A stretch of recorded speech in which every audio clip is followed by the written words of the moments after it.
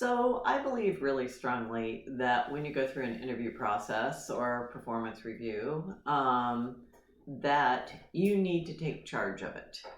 What I've discovered over the years is a lot of people who are conducting the interviews are terrible interviewers.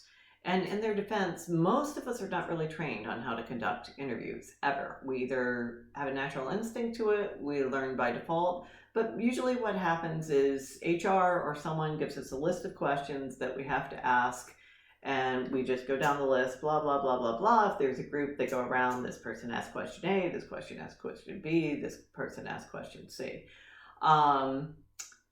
And how this all came to mind on the whole idea of taking controls of your interview is I had someone come to me one time, and she was so frustrated after an interview because she said, I kept wanting to tell them this, or I kept wanting them to ask me this question. And I said, so why didn't you tell them?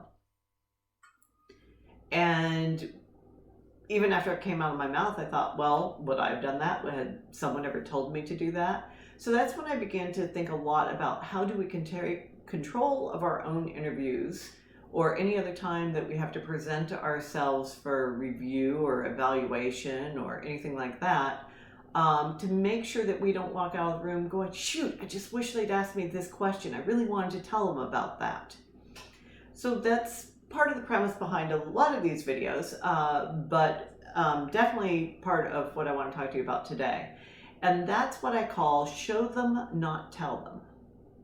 And what this is based around is anyone can walk into a room or on a phone interview and say, I'm creative.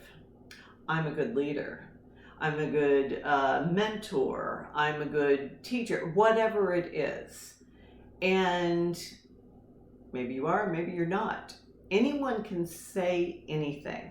What you want to be able to do, and if you've already watched the video on the 3 go-to words, is know how to reinforce and show, not just tell people, that you're good at it.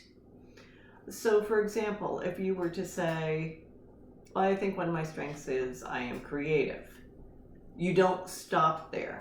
You don't wait for them to say, can you give me an example of that? One of the things I also believe is in interviews, you try to make them as conversational as possible. It's better for everyone involved, the person being interviewed and the person conducting the interview, if they're more conversational instead of question, answer, question, answer, question, answer, question, answer.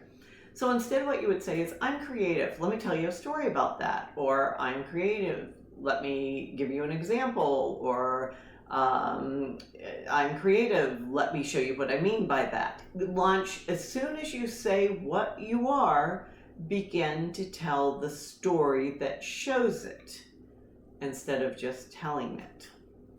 So some of the things to keep in mind when you're telling stories and some of the ways you can go about doing this. I've done this with groups where we sat there and people sometimes shared a story and they said, I'm pretty sure this is a good story about me, but I don't know how to use it in this context that we're talking about. And they would tell the story and we'd go, oh, that's a good one for leadership, or that's a good one for showing that you're visionary or that you're creative or whatever it is. So one way to start this is by thinking of stories of things that have happened to you or you have made happen that have been part of your life, sometimes even in your personal life. The stories can carry over into your professional interviews to show them. So just making notes about what some of those stories are and then looking for what does that show about me? And when you're stuck, you can always go to other people and say, let me tell you the story. What do you think this says about me? And that will give you backup for words. And many stories show 2, 3, 4 points about you. And that's not a bad thing. So now you have in mind what story it is that you want to share with someone to make the point of how creative or how much of a leader you are, etc. Here's where a lot of us struggle, and I will put myself into this group, and this has been something very much that I've had to learn over the years in a lot of different situations. You don't have to give every detail. You don't have to, if it was a Tuesday, unless it pertains that it's a Tuesday, and Wednesday works better, or you get the wrong day, or you don't say a day at all, doesn't matter. The point is to figure out the key aspects of the story, because you want to keep it concise, you want to keep it interesting.